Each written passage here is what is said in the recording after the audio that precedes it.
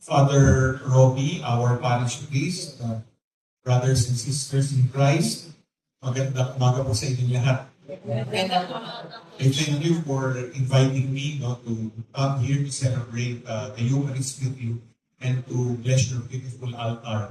It's indeed a joy for me to visit communities in our diocese.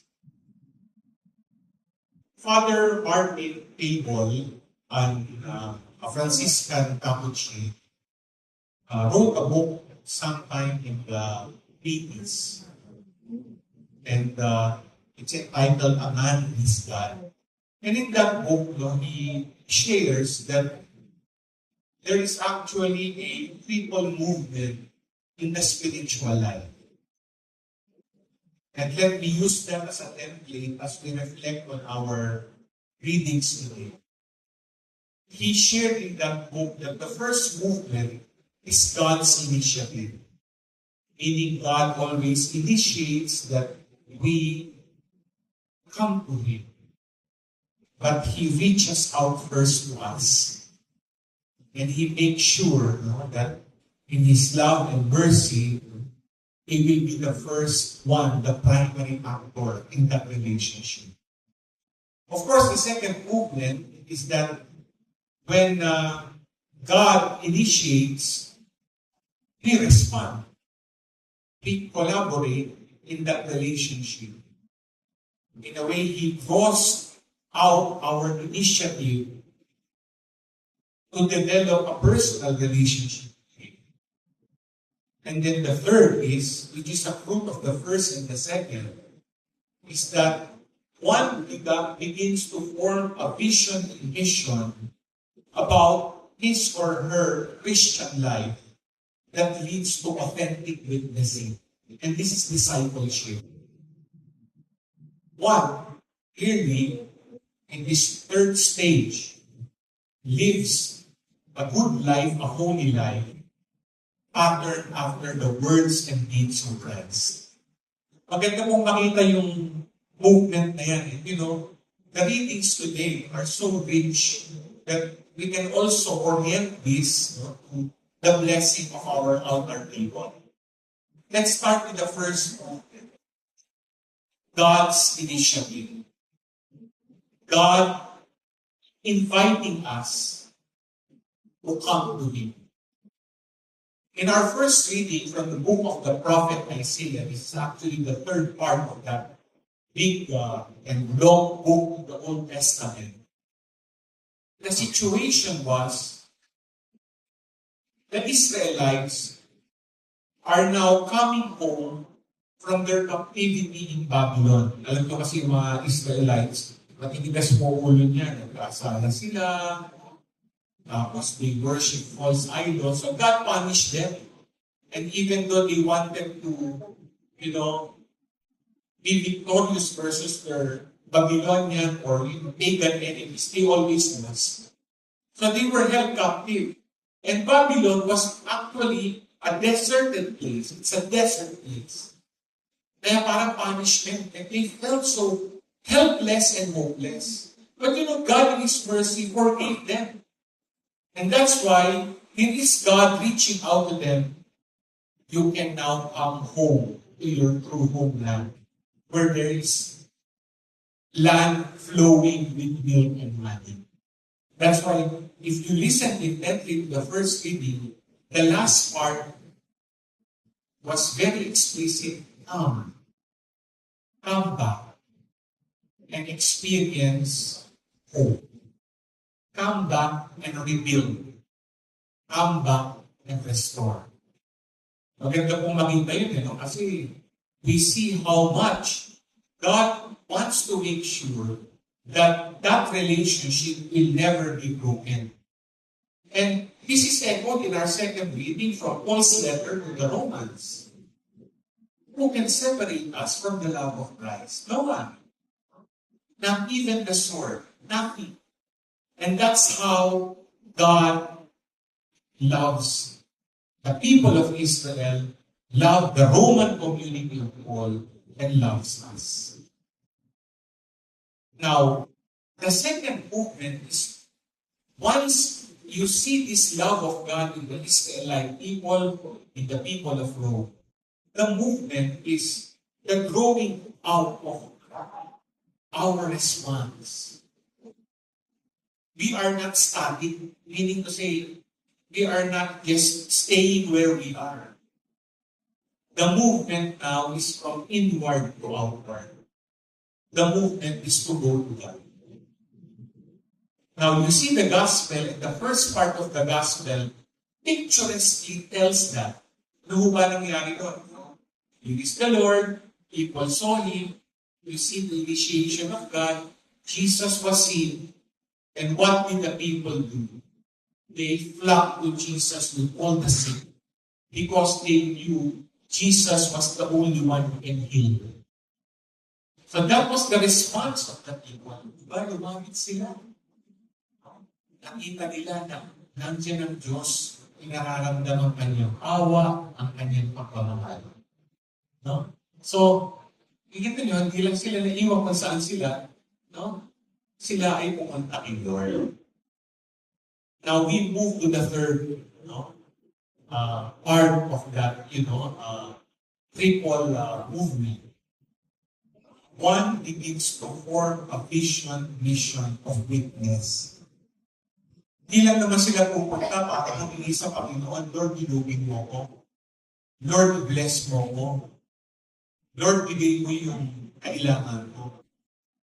Our gospel in the second part is the multiplication of the loaves. It was a crisis for the disciples, di ba? Sabi ng Lord, this is a multitude of people. What will we do? We have only 5 loaves and 2 fish. It's impossible that we can feed them. Look at that statement coming from Jesus. Give them food yourselves. Hindi na sinabi, ako bahala dyan. Kakaroon tayo ng himala. No? Kulang kayo, bukay dyan, wala kayong gagawin. Kaya sabi niya, magsimula kayo. Siguro sabi nila, 5 tinapay lang, tsaka 2 isda. Basta ibigay niyo yan, may mangyayari. And they did. And they were able to feed thousands. What is the miracle of the multiplication of the loaves? People will say, they were able to feed the multitude. I beg to disagree. Because the great miracle of the loaves is that there were 12 bigger baskets of leftover. Sipin nyo, napakain na yung 5,000, sobra pa. Ay sabi nga sa Tagalog, may siksik, 5,000, maapaw pa. Ganon. Kapag pala nagbigay ka, magugulat ka, mas mabibless. And I think this is the challenge of the third movement. If we are to be called authentic witnesses of Christ, what do we do? The movement is through giving. Diba? Our generosity. And we know, in one way or another, in more ways than one, we have many blessings in life. Buhay tayo. Siguro, nung bumisip tayo kanina kung bakit, hindi nyo napapansin, kung hindi ka naman di malisin, patay ka na, di ba?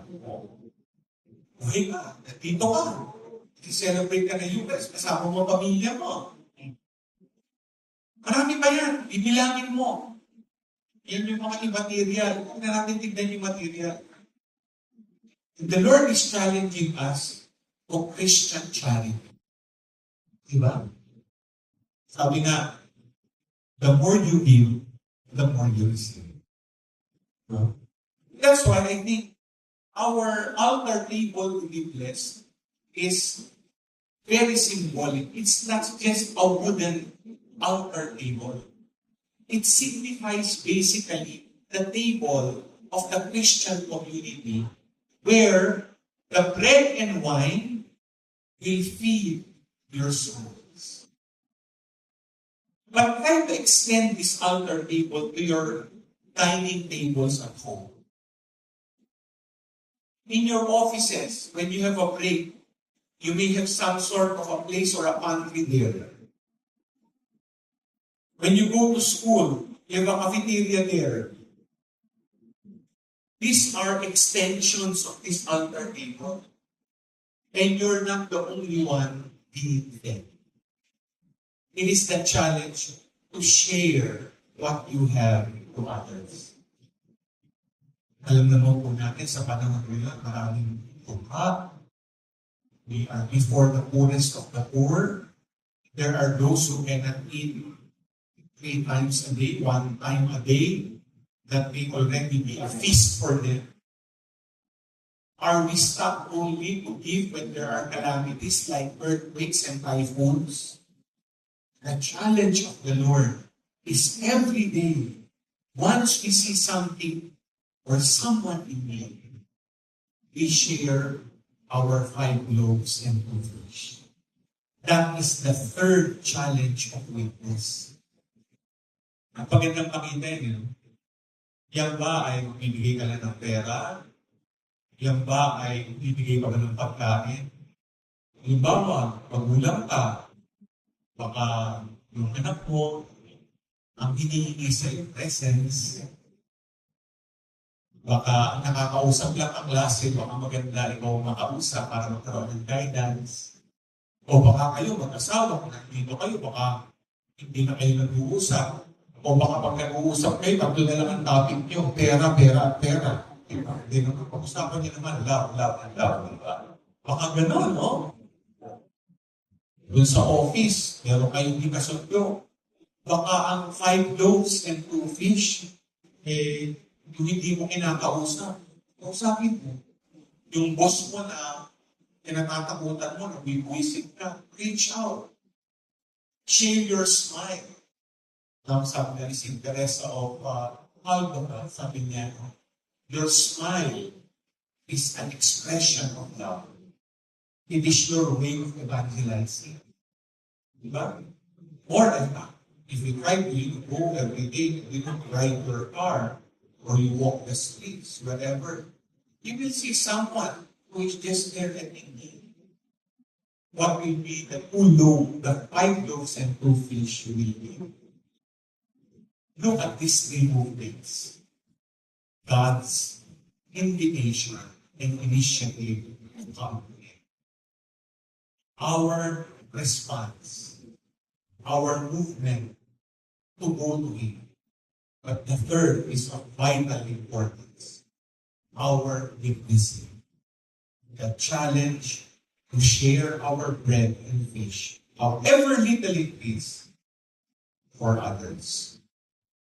Each of you will become one of the 12 wicker baskets. Each of you will become the miracle of the loaves today. As we bless your altar, picture yourself as moving from this altar to all other tables, wherever you are, so that you can show the love and mercy of God to your neighbor. Amen. With great joy, beloved brothers and sisters, our community has gathered to bless this altar. Let us join in this rite with attentive spirit, asking God to look kindly on the Church's offering that will be placed on this altar and make of His people an eternal offering to Himself. Blessed are you, O God, who accepted the sacrifice of your Christ, offered on the altar of the cross, for the redemption of the human race, and who with the Father's love gather your people at the table of the Lord to celebrate this memorial. Therefore, look, O Lord, upon this altar, which we have prepared for the celebration of your mysteries. Let it be the center of our praise and thanksgiving. Let it be the altar where we offer in mystery the sacrifice of Christ. Let it be the table where we break the bread of life and drink of the cup of unity. Let it be the fountain from which flows an unending stream of salvation, so that, as we come to Christ the living stone, we may grow in Him into a holy temple, and offer on the altar of our heart the sacrifice of a life spent in holiness, pleasing and acceptable to the praise of your glory. Blessed be God forever.